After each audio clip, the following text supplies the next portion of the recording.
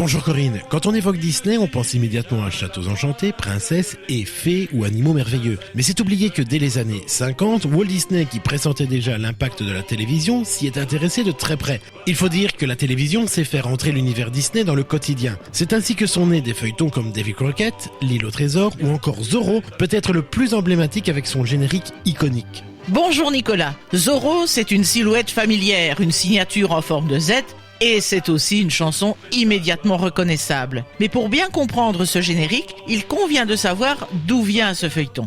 La série Zorro voit le jour en 1957 dans ce contexte de l'expansion fulgurante de la télévision américaine. Walt Disney avait déjà conquis le cinéma.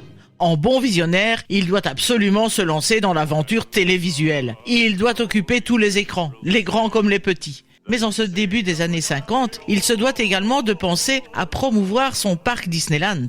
Tu veux dire que la construction du parc va directement influencer le développement de la télévision par Disney ? À cette période, Walt Disney prépare donc son grand projet, la construction de Disneyland, un parc d'attractions entièrement basé sur son univers. Ce projet coûte cher, très cher, et il a besoin de financement, mais aussi de publicité. Et c'est là qu'intervient la télévision. Walt Disney comprend qu'elle peut devenir un outil de communication directe avec le public. Il passe donc un accord avec la chaîne ABC, encore jeune à l'époque. La chaîne financera en partie le parc Disneyland et en échange, Disney produira des programmes originaux pour la télévision. C'est ainsi que naît l'émission Disneyland, dans lequel il présente de célèbres feuilletons comme Davy Crockett ou Zorro, qui sont des piliers fondamentaux.